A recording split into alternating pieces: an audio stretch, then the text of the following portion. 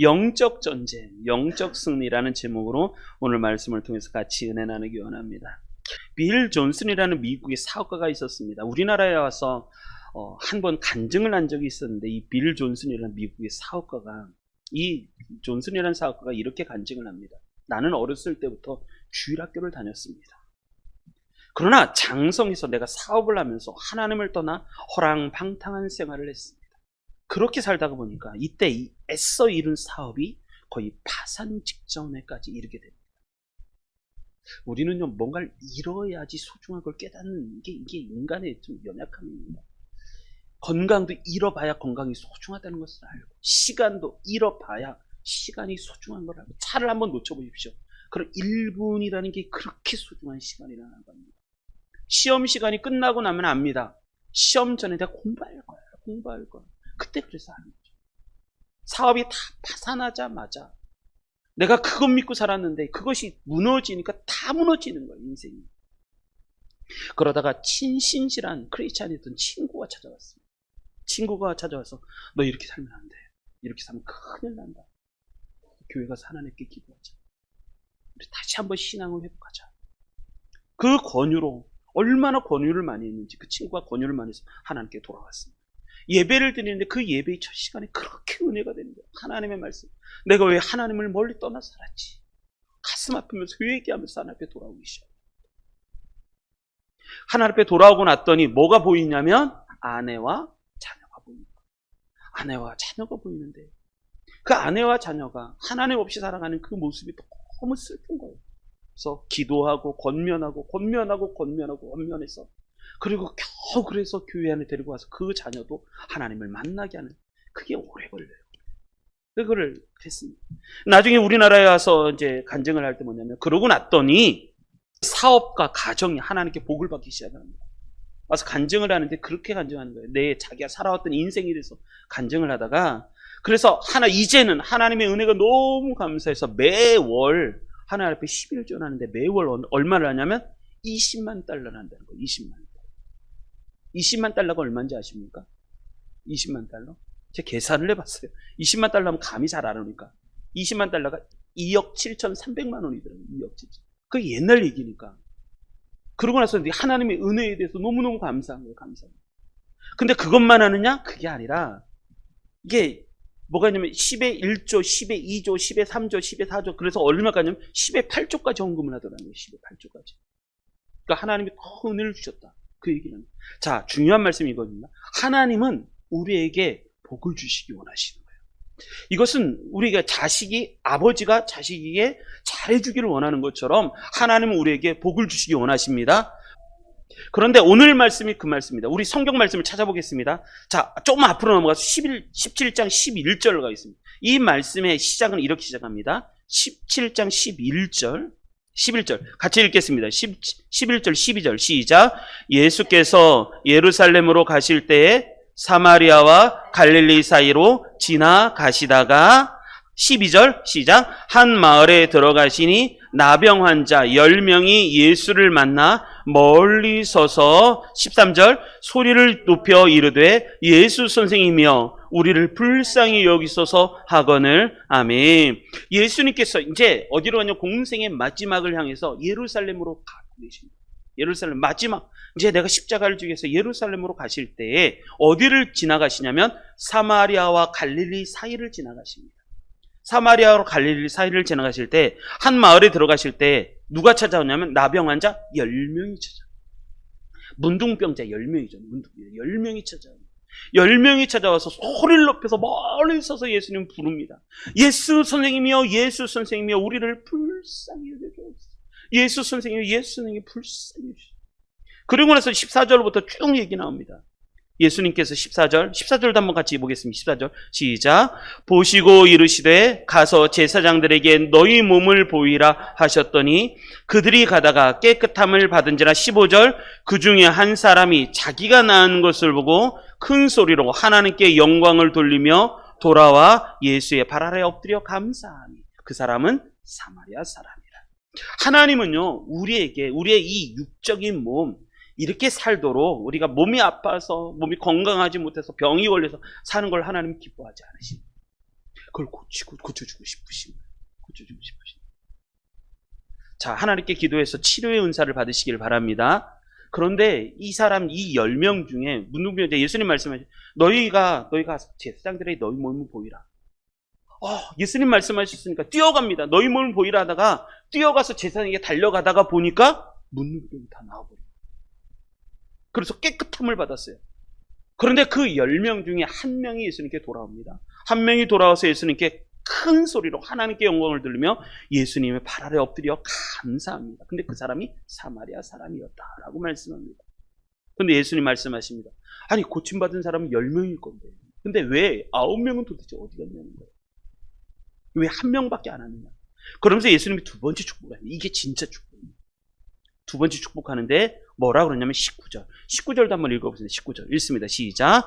그에게 이르시되 일어나 가라. 내 믿음이 너를 구원하였느니라. 아멘. 일어나 가라. 내 믿음이 너를 구원하였느니라. 두 번째 축복, 이게 진짜 축복입니다.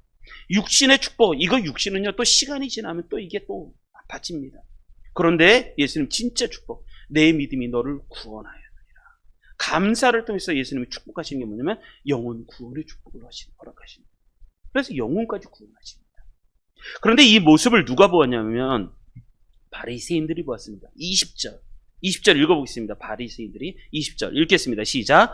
바리새인들이 하나님의 나라가 어느 때에 임하나이까 묻거늘 예수께서 대답하여 이르시되 하나님의 나라는 볼 수 있게 임하는 것이 아니요. 21절 또 여기 있다 저기 있다고도 못하리니 하나님의 나라는 너희 안에 있느니라. 아멘. 바리새인들이 너무 놀래서 이 10명의 문둥병자가 치료받은 것을 보고 너무 놀래서, 여러분 문둥병자가 뭔지 아십니까?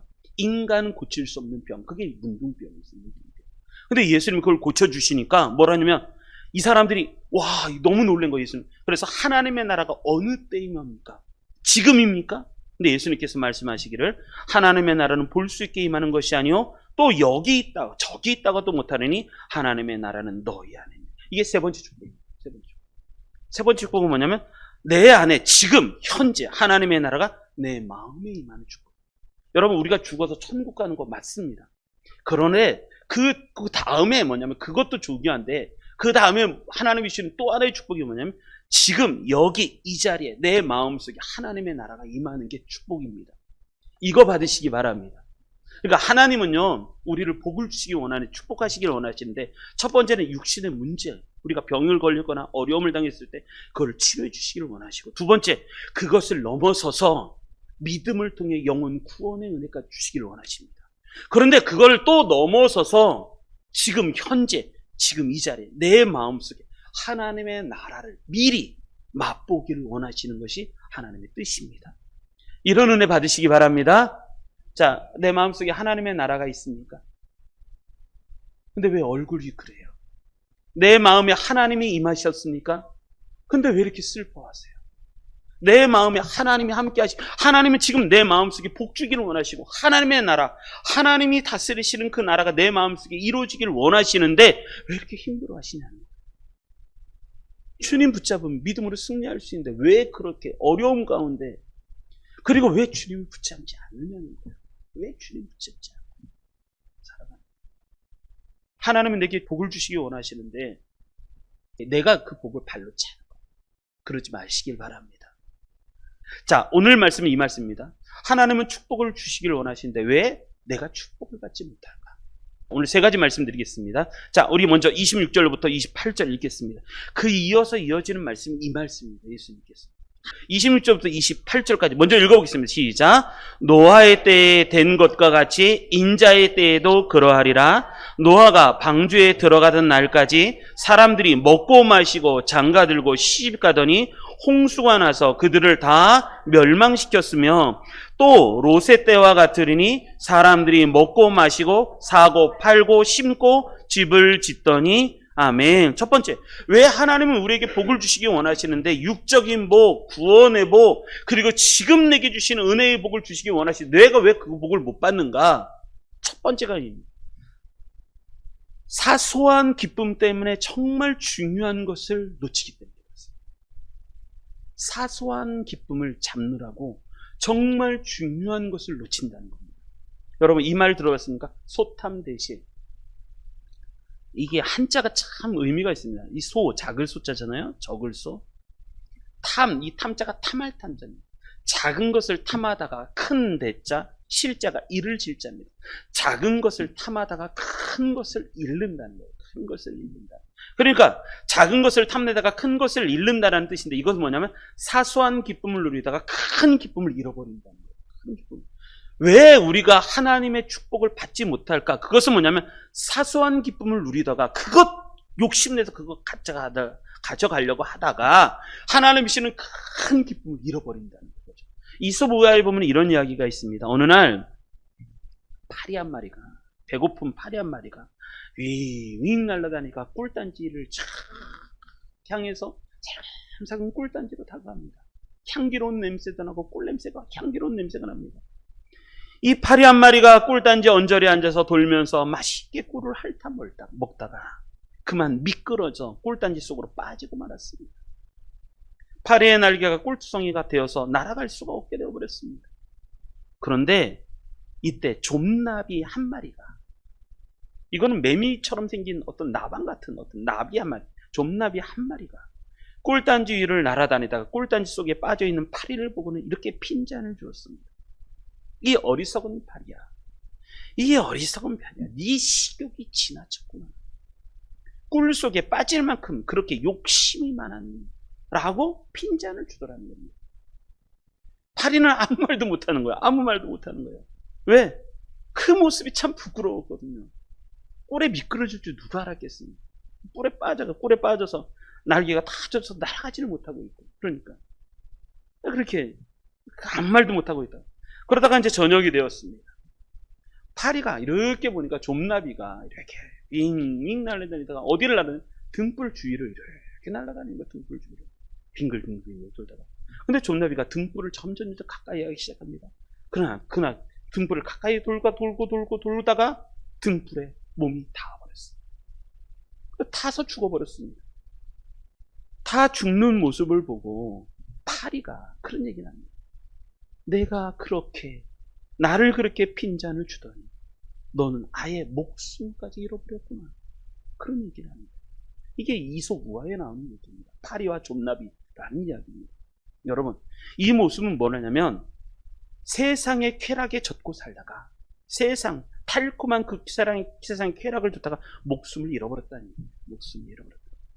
예수님은 분명히 말씀하십니다. 왜 복을 못 받는가? 하나님이 복을 주시는데 왜 복을 못 받는가? 노아의 때와 같다는 거예요. 노아의 때와 같다. 노아가 방주에 들어가던 날까지 사람들이 뭘 했냐면 먹고 마시고 또 장가들고 시집가더니 이건 뭐냐면 육적인 거예요. 육적인. 먹고 마시는 거. 육적인 욕심과 쾌락. 그리고 장가들고 시집가고 이건 뭐냐면 결혼했다는 얘기가 아니에요. 이건 뭐냐면 성적인 타락을 했다는 거예요. 성적인 타락을 했다는 거예요.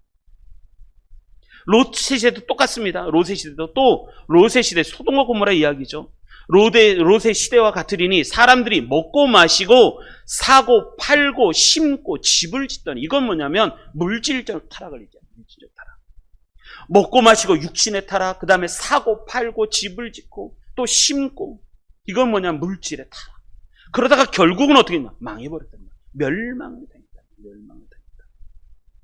창세기 보면 그렇게 나옵니다. 창세기 보면 6장 1절로부터 3절에 보면 사람이 땅 위에 번성하기 시작할 때 그들에게서 딸들이 나니 하나님의 아들들이 사람의 딸들의 아름다움을 보고 자기들이 좋아하는 모든 여자를 아내로 삼니다. 자기들이 좋아하는 모든 여자를 뭘로 삼았다? 아내로 삼니다. 일부 다처제 그렇게 되겠죠. 여호와께서 이르시되 나의 영이 영원히 사람과 함께 하지 아니하리니 이는 그들이 뭐가 되었다? 육신이 되었다. 육신. 여러분, 육신을 쫓아 살아가다 보면 뭐가 되냐면 육신이 된다. 육신. 이거 조심하셔야 돼요. 내가 어떻게 살아가는지는 뭐 보고 살아가느냐, 자꾸 눈에 뭐가 익히느냐, 보이느냐, 그거 보고 쫓아가다 보면 망합니다. 반드시 망합니다. 육신이 되었다는 거예요. 그러니까 성경은 이렇게 얘기합니다. 쾌락을 주시라. 욕심을 주시라.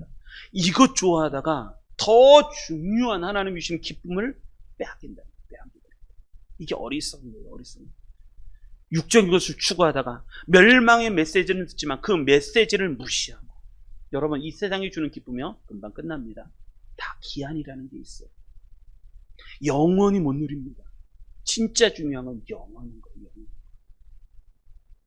그게 우리를 지켜주지 못합니다.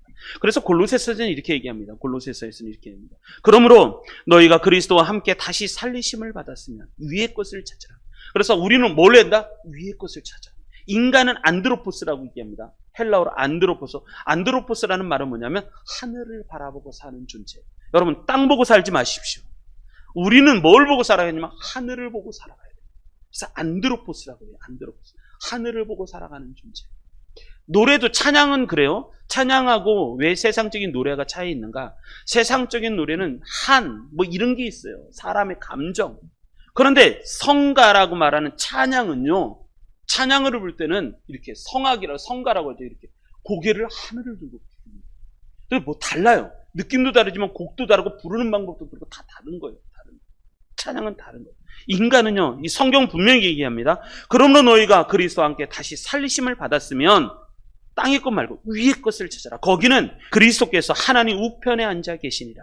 그리고 나서 2절 위의 것을 생각하고 땅의 것을 생각하지 말라. 이는 너희가 죽었고 너희 생명이 그리스도와 함께 하나님 안에 감추어졌습니다. 우리 생명이신 그리스도께서 나타나실 그때에 너희도 그와 함께 영광 중에 나타나리라. 그러므로 5절을 읽어보겠습니다. 5절, 6절 읽습니다. 시작. 그러므로 땅에 있는 지체를 죽이라. 곧 음란과 부전과 사욕과 악한 정욕과 탐심이니 탐심은 우상 숭배니라. 이것들로 말미암아 하나님의 진노가 임하느니라. 아멘. 왜 우리가 복받는 인생이 안 되는가?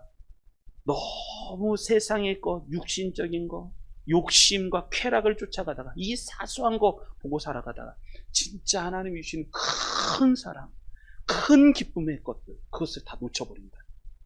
소탐대질 하지 마시길 바랍니다. 영원한 것 붙잡으십시오. 변하지 않는 것. 이 세상에 있는 것은 나를 지켜주지 못해요. 내 죽음을 막아주겠어요. 내 병을 막아주겠어요.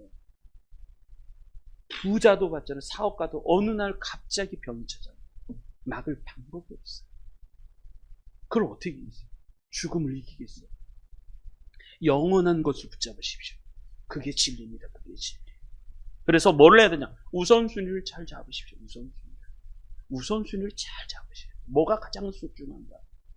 예배가 가장 소중하길 바랍니다. 하나님을 만나는 게 가장 소중하길 바랍니다.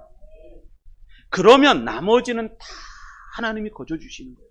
그런데 바뀌어요. 하나님보다 다른 것을 더 소중하게 해요. 가족조차도 조심하십시오. 다 하나님을 사랑하는 사람이 이웃을 사랑하고 하나님을 사랑하면 나머지는 그냥 다 주시는 거예요. 다 주시는 거예요. 우선순위가 바뀌면 육적인 것을 사모하다가 영적인 거 다 잃어버립니다. 그러지 마라. 자, 두 번째 말씀 보겠습니다. 26절부터 다시 한번 읽겠습니다. 26절부터 30절까지 읽습니다. 시작. 노아의 때에 된 것과 같이 인자의 때에도 그러하리라. 노아가 방주에 들어가던 날까지 사람들이 먹고 마시고 장가들고 시집가더니 홍수가 나서 그들을 다 멸망시켰으며, 또 롯의 때와 같으니 사람들이 먹고 마시고 사고 팔고 심고 집을 짓더니 롯이 소돔에서 나가던 날에 하늘로부터 불과 유황이 비오듯 하여 그들을 멸망시켰느니라. 인자가 나타나는 날에도 이러하리라. 아멘. 왜 하나님이 주시는 축복을 내가 받지 못하는가? 두 번째, 하나님이 주시는 기회를 놓쳐버리기 때문에. 하나님이 주시는 기회를 놓쳐버렸습니다. 노아의 방주 시대 때나 롯 시대 때나 하나님은 늘 언제나 기회를 주시는 분이십니다. 그런데 그걸 놓쳐버립니다. 노아의 시대 때는 경고가 있었습니다. 경고를 여러 번 걸쳐서 하십니다. 길게 오랫동안 경고하십니다. 그런데 그 경고를 다 무시하고 무관심하게 무시하면서 살아갑니다. 첫 번째 경고가 이겁니다. 첫 번째 경고. 창세기 6장 1절로 3절. 사람이 땅 위에 번성하기 시작할 때 그들에게서 딸들이 나니 하나님의 아들들이 사람들의 딸들의 아름다움을 보고 자기들이 좋아하는 모든 여자를 아내로 삼은지라. 3절이 중요합니다. 여호와께서 이르시되 나의 영이 영원히 사람들과 함께 하지 아니하리니 이는 그들이 육신이 됨이라. 그러나 그들의 날은 120년이 되리라 하시라. 이게 중요한 게, 이 120년이 뭘 뜻하는가라는 거예요. 120년. 노아가 방주를 만드는 게 아들을 낳고 나니까 500살부터 방주를 만들기 시작합니다. 그리고 멸망이 당하는 게 600살이 넘어가니까 방주를 만들기 시작을 하면서부터 하나님께서 그들에게 기회를 주시는데 그 기회의 시간이 뭐냐면 120년이에요. 120년. 120년이라는 말은 무슨 얘기냐면 멸망당하기 전에 하나님께서 기회를 주시고 경고를 하시고 다시 돌아오라, 죄짓지 마라 하는 경고의 시간이 뭐냐면 그들에게 주어진 시간이 120년이라는 시간이에요. 120년. 근데 그거 다 무시하고 살아요. 노아가 방주를 짓는데 그 방주를 산에다가 막 짓는데 도대체 하늘에서 비가 온 적이 있냐는 거예요. 한 번도 본 적이 없다. 한 적. 근데 어떻게 네가 방주를 만드냐? 그것도 산에다가 만드냐? 말이 안 된다. 말이 안 된다. 무시합니다. 두 번째 경고도 마찬가지입니다. 두 번째 경고도 오늘 본문에 보면 나옵니다. 본문에 보면 이렇게 나오죠. 노아의 27절, 노아가 방주에 들어가던 날까지, 방주에 들어갔습니다. 방주에 들어가던 날까지 그들은 뭘 하냐면 먹고 마시고 장가들고 시집가고, 들어가고 나서 하나님께서는 방주에게 바로 방주가 들어가자마자 문을 닫았습니다. 그럼 비가 바로 내리냐? 아니요. 일주일을 기다려주십니다. 방주에 들어갔습니다. 일주일을 기다려주십니다. 이 사람들이 또 먹고 마시고 장가가고 시집가고 막 그러더니 하는 얘기가 뭐냐면, 야, 비 온다며 방주에 들어갔는데 비가 안 오네. 하루가 지났어요. 안 오네. 이틀이 지났어요. 안 오네. 3일이 지났어요. 안 오네. 야, 안 오네. 거봐. 안 오잖아. 거짓말이야, 거짓말. 6일이 지났어요. 안 와요. 7일이 지났습니다. 그때부터 비가 내리기 시작합니다. 하늘이 열리고 땅이 꺼지고 땅에서 물이 차오르고 하늘에 궁창이 열려서 하늘에 비가 40일 동안 비 내립니다. 그래서 모든 산을 다 덮어버립니다. 육지에 사는 모든 동물과 식물 다 죽습니다. 다 죽습니다. 그럴 줄 예상해서 그것도 기회예요. 7일이라는 시간은 기회입니다. 노아가 방주에 들어가던 날까지 기회인데 그 기회를 발로 차. 하나님은 우리에게 기회를 주십니다. 근데 그 기회를 발로 차시면 안 됩니다. 기회를 알아보는 게 은혜입니다. 기회를 알아볼 수 있어요. 롯도 마찬가지입니다. 롯도 마찬가지예요. 롯도 여러 번의 기회를 주십니다. 첫 번째 기회는 뭐냐면 소돔과 고모라에 누가 찾아갔냐면 천사가 찾아갔어요. 천사가 찾아가기 전에 아브라함을 만나잖아요. 18장에 아브라함을 만나는데 하나님께서 이 아브라함에게 극진히 대접을, 천사들이 극진히 대접을 받습니다. 근데 그 비밀을 아브라함에게 감추지, 어떻게 나의 벗, 하나님의 벗 아브라함에게 비밀을 감춰줄 수 있겠는가? 그러면서 소돔과 고모라를 멸망시키러 간다. 그렇게 얘기합니다. 거기서부터 아브라함의 중보기도가 시작되지만 이게 기회입니다. 아브라함은 기회를 잡는 사람이었어요. 아니 50명이 있으면, 의인이 50명이 있으면 그 50명, 그 소돔과 고모라를 멸망시키지 않다. 45명이 있으면 어떻겠습니까? 40명이 있으면, 30명이, 20명이 있으면, 10명이 있으면, 예수 믿는 사람들은 그런 사람. 예수 믿는 사람들은 하나님 다시 한번 기회를 주십시오. 하나님 나에게도 다시 한번 기회를 주십시오. 우리 가족에게 기회를 다시 한번 주십시오. 우리 조국 대한민국에 다시 한번 기회를 주십시오. 그게 크리스천. 그러고 나서 28절 이렇게 얘기하죠. 롯의 때와 같으니. 롯이 사람들이 먹고 마시고 사고 팔고 집 심고 집을 짓더니 29절 중요합니다. 롯이 소돔에서 나가던 때에 롯이 소돔에서 나갈 때에 그게 기회라는 걸 모르는 거예요. 롯이 소돔이 망하는구나. 근데 나가는 때에 그걸 봐요. 보는데도 모르는 거예요. 나가는 때 하늘에서 불과 유황이 비 오듯이 내려서 소돔과 고모라를 멸망시켰다. 여러분, 근데 성경에 보면 이런 얘기가 나옵니다. 창세기 19장에 보면 18장이 아브라함의 중보기도가 나오고 19장이 소돔과 고모라의 멸망이 나오는 거잖아요. 근데 롯이 나가서 그 딸들과 결혼할 사위들에게 이 말하여 이르기를 여호와께서 이 성을 멸망시킬 터이니 너희는 일어나 이곳을 떠나라 하되 그의 사위들은 뭘로 여겼더라? 농담으로 여겼다. 사위들을 얘기합니다. 이 농담의 이 차크라는 단어인데 이 히브리어로는 차크인데 이게 웃다라는 단어예요. 웃다, 희롱하다, 조롱하다라는 뜻이에요. 그러니까 사위들이 장인의 말을 들으면서 뭐라냐면 비웃기 시작하는 거예요. 그러면서 조롱합니다. 비웃으면서 장인을 보고 롯을 보면서 뭐라면 비웃으면서 뭐라면 조롱하는 거예요. 조롱. 그런 말 하지 마. 택도 없는 얘기 하지 마. 그래서 결국 무시해. 그래서 기회를 놓쳐버려요. 여러분, 3번의 기회는 있어요.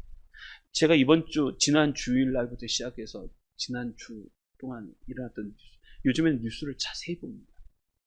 정치적인 뉴스 말고 사회적인 전 세계의 뉴스를 자세히 봅니다. 지난주가 19일이었잖아요. 지난 주일날 무슨 일이 있었는가? 이란의 대통령이 댐 공사를 거기에 개공식 뭐 해가지고 참석을 하고 헬기를 타고 오다가 19일에 지난 주일이었어요. 높은 산을 건너가고 거기 안개가 끼고 바람이 불던 높은 산을 가다가 거기서 갑자기 비행기 그 날씨를 문제가 생겨 불이 시작해서 다 죽었잖아요. 다 죽어버렸어요. 맨 처음에는 추락했다는 얘기까지는 들었나 봐요. 근데 그 다음에 가봤더니 다 죽어버려요. 갑자기 찾아와요. 여러분, 기회를 놓치는 것은 어떤 거냐면 갑자기 찾아오는 거예요. 죽음. 갑자기 찾아와요. 이거 조심하셔야 돼요. 조심하셔야 돼요. 그래서 지금도 애도 기간을 갖고 있잖아요. 대통령이 죽어버렸어요. 근데 이 사람이 그냥 대통령이 아니라 그 다음 그것보다 더 높은, 원래 이란은 종교적인 국가니까 그 위에 차기 지도자, 종교적인 지도자, 지금 대통령보다 그 위에 있는 종교 지도자가 나이가 많아서 그 다음 대권을 누구에게 주려고 하냐면 지금 현재 이란 대통령에게 주려고 했는데 그 사람이 죽어버렸어요. 여러분, 그거 얼마 가지 않아요. 그냥 그리고 또 지난 주일날 저도 예전에 우리 어머니께서 늘 고민했던 게 뭐냐면, 제가 군대를 갔습니다. 군대를 갔는데 우리 어머니가 100일 정성을 드렸어요. 왜냐하면 제가 군대를 갔을 때 그때는 어머니가 예수님을 안 믿으셨으니까 100일 정성을 드렸는데 왜 무슨 일이 생겼냐면, 제 중마고우가 어렸을 때부터 같이 지냈던 친구 한 명이 군대를 갔어요. 군대를 갔는데 저는 이제 서울에 나와서 이제 신학한다고 서울에 나와 있는데, 그 친구가 군대를 갔다가 뭐냐면 거기서 훈련소에서 수류탄 오발 사고로 죽었어요. 그래서 제가 군대를 갔다고 했을 때 우리 어머니가 걱정이 많으셨어요. 그래서 100일 동안 새벽마다 일어나서 물 한 둥이 떠놓고 치성을 드렸다고. 치성을. 그것도 우리 작은 어머니 들었어요. 나중에 제가 우리 어머니한테 얘기했어요. 내가 목사가 될 건데 엄마가 기도를 안 해주면 도대체 누가 나를 위해서 기도해 줄까? 그 다음부터 우리 어머니께서 마음을 돌이키셔서 예수님을 믿기 시작했죠. 근데 이번 주에 사고 났죠. 21일 화요일에 했어요. 21일 화요일 날 세종시의 육군 32사단 신병교육대에서 수류탄 사고로 인해서 그 수류탄, 이게 피를 뽑았는데 던져야 되잖아요. 던져야 돼. 근데 안 던지는 거예요. 그래서 그게 터졌어요. 근데 핀을 뽑았는데 던지질 않으니까 거기 있는 소대장인가? 가서 왜 그러냐? 그러다가 터졌잖아요. 그래서 그 사람은 거기서 즉사했고, 소대장은 목숨을 간신히 살렸어요. 응급실에 갔는데 간신히 살아났어요. 여러분, 주저하지 마십시오. 제가 이걸 보고 참 느꼈던 게 뭐예요? 주저하면 위기가 찾아옵니다. 주저하면 위기가 찾아옵니다. 기회가 왔을 때는 잡아야 된다. 수류탄을 뽑았으면, 피를 뽑으면 던져야 되는데 안 던지는 거야, 안 던지는 거야. 그러다가 그게 터지는 바람에 자기도 죽고 소대장도 위기에 빠져갖고 병원에 실려가서 목숨만 겨우 살리고. 주저하지 마시길 바랍니다. 하나님이 기회를 주시면 무조건 잡으시길 바랍니다. 기회는 잡아야지 됩니다. 잡아야 돼요. 성경에 보면 기회를 잡은 사람이 여러 명 나옵니다. 기회를 잡은. 저는 이 사람이 참, 제가 좋아하는 사람이 2명이 있는데, 첫 번째는 바디입니다. 환경이 너무 좋지 않습니까? 보이는 게 없어요. 딱 하나가 있어요. 들리는 것만 있어요. 받으면은 눈이 안 보이잖아요. 그런데 들리는 게 하나가 있어요. 예수님이 지나가신다. 예수님이 지나가시고 나면 다시는 만날 기회가 없어요. 바디메가 온 힘을 다해서 외치기 시작합니다. 다윗의 자손 예수여, 나를 불쌍히 여기소서. 조용히 해! 왜 떠들어? 예수님 지나가시는데 왜 떠들어? 그게 중요하지 않아요. 지금 나는 예수님을 만나는 게 중요한 거예요. 다윗의 자손 예수여, 나를 불쌍히 여겨주십시오. 예수님이 그를 부릅니다. 주님께서 부르신다. 오라. 기회를, 저는 바디메어를 참 좋아합니다. 그리고 또 한 명이 있죠. 십자가의 한편 강도. 저는 이 사람이 참 은혜가 돼요. 똑같이 죄를 지었습니다.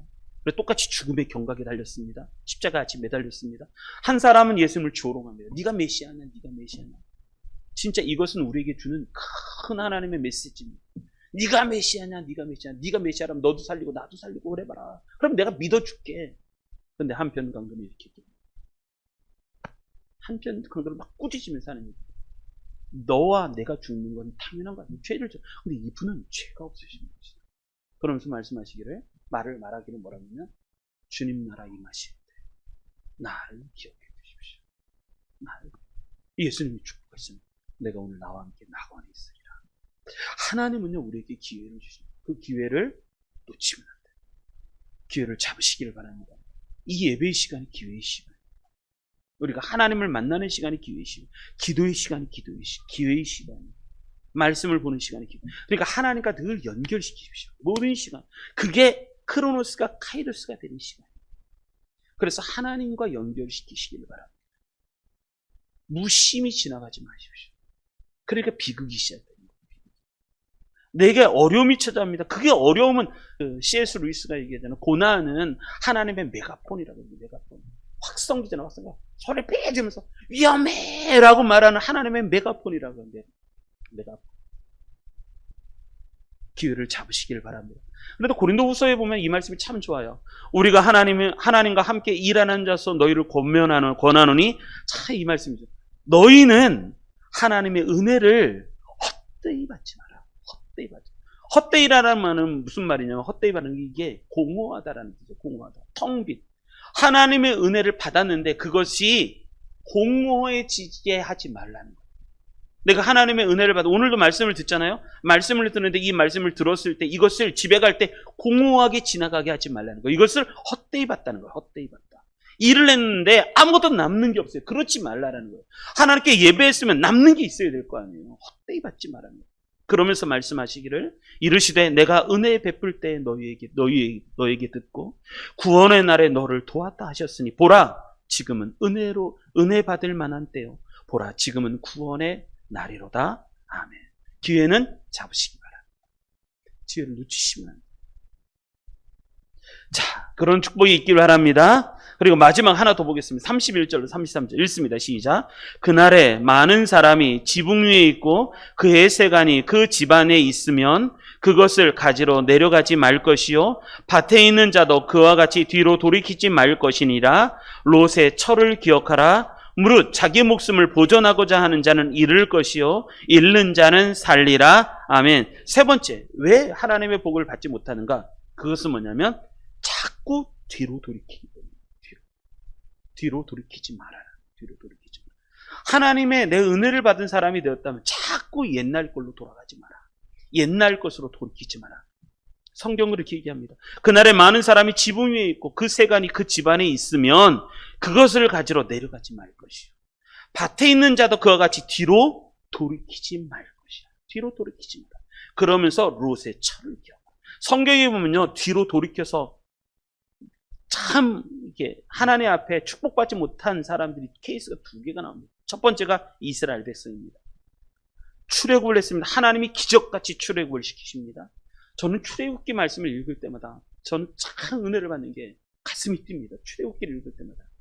출애굽기를 읽잖아요. 거기 보면 하나님께서 이스라엘 백성들 그 약속의 자손들 하나님께서 구원하시기 위해서 모세를 살리시고 모세를 준비시켰습니다. 그래서 뭘 했냐면 모세를 통해서 10가지 큰 재앙을 일으키십니다. 10가지 재앙, 그것만 봐도 막 은혜가 됩니다. 그걸 통과하고 홍해를 건넙니다. 홍해를 건너고 만나와 메추라기를 먹고 구름 기둥이 하나님과 늘 함께하고 그 놀라운 그 하나님의 위대함을 경험했는데도 불구하고 이 사람들이 결국 가나안에 못 들어갔어요. 왜 못 들어갔을까요? 자꾸 뒤로 돌아가려고, 자꾸 과거로 가려고. 나는 애굽 땅에 있었을 때가 좋았는데, 나는 애굽 땅에 있었을 때가 좋았는데, 애굽 땅에서 수박 먹고 부추 먹고 거의 얼큰한 거 먹을 때가 좋았는데, 나 애굽 땅에 있었을 때 자꾸 옛날로 돌아가는 거예요. 그래서 성경은 얘기합니다. 뒤로 물러서지 마라. 뒤로 물러서지 마라. 그리고 32절 말씀이죠. 롯의 철을 기억하라. 롯의 철. 천사가 얘기하잖아요. 절대 뒤로 돌아가지 마라. 절대 뒤로 돌아가지 마라. 근데 롯의 철가 이렇게 가다가 뒤로 돌아가. 뒤를 돌아보는 순간에 소동기둥이 돼요. 소동기둥. 여러분, 여기서 기억하라는 단어를 참 생각하시기 바랍니다. 롯의 철을 기억하라. 기억하라. 이 기억이라는 한자가 뭐냐면 이 기자가 기록할 기자예요. 억자가 생각할 억자예요. 기억하라는 것은 그것을 적어서 생각을 잊어버리지 말아요. 여러분, 적지 않으면 생각이 잊어버립니다. 롯의 철을 기억하라는 얘기는 뭐냐면 기록을 하고 그것을 찾고 생각하라는 거죠. 우리는 자꾸 잊어버립니다. 자꾸 잊어버립니다. 롯의 처의 실수를 기억하라는 거죠. 뒤로 자꾸 물러서다가 뒤를 돌아보다가 소금기둥이 된 롯의 처를 기억하라. 그러다가 어떻게 됐냐? 33절이 중요합니다. 33절 읽겠습니다. 33절 시작. 무릇 자기 목숨을 보존하고자 하는 자는 잃을 것이요 잃는 자는 살리라. 아멘. 결국은 자기 목숨을 보존하려고 하다가 다 잃어버린다는 거죠. 잃는 자는 살리라. 그렇게 말씀. 이거 목숨 걸고 신앙을 지키라는 거죠. 목숨 걸고 신앙을 지키라.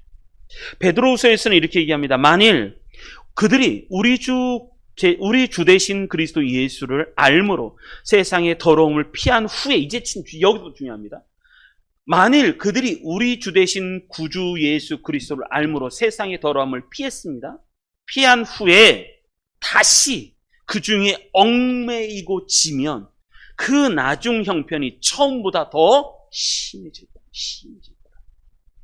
그러고 나서 22절 말씀하시기를 참된 속담에 이르기를 개가 그 토하였던 곳에 돌아가고 돼지가 씻었다가 더러운 구덩이에 도로 누웠다 하는 말이 그들에게 응하였다. 그렇게 돌아가지 말랍니다. 그러면 개가 토했던 거 다시 먹고 돼지가 씻었다가 다시 더러운 구덩이에 돌아가는 것과 똑같다는 거예요. 그러지 마라. 그래서 에베소서에서는 이렇게 얘기하면 너희는 유혹의 욕심을 따라 썩어져가는 구습을 따르는 옛사람을 벗어버리고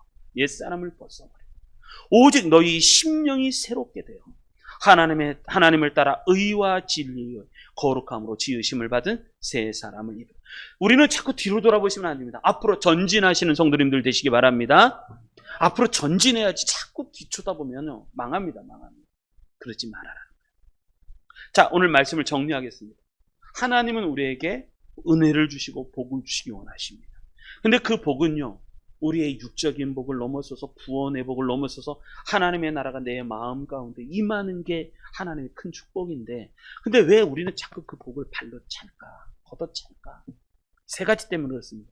첫 번째, 세상의 것을 너무 좋아하고 욕심 따라가다가 큰 것을 잃어버렸어요. 하나님이 주시는 그 영원한 축복을 자꾸 잊어버린다. 소탐 대신하지 마라. 두 번째, 하나님은 우리에게 기회를 주시는데 그 기회를 자꾸 잃어버리지 마라. 기회를 잡는 자가 되라. 세 번째, 뒤로 물러서지 마라. 과거로 다시 돌아가지 마라. 앞으로 전진하시는 성도님들 되시기 바랍니다. 그래서 저는 필승을 좋아합니다. 필승. 반드시 싸워서 이기시기 바랍니다. 이것이 영적 전쟁이고 영적 승리. 우리가 싸워야 할 영적 전쟁은 분명합니다. 그리고 그것은 치열할 겁니다. 내 마음에서 싸우고 환경 속에서 싸우고 이것을 무심하게 지나가버리면 반드시 집니다. 이것을 내가 필승의 각오로 내가 이것을 전쟁이라고 의식하고 싸워야 그래야지 승리의 축복을 경험할 수 있습니다.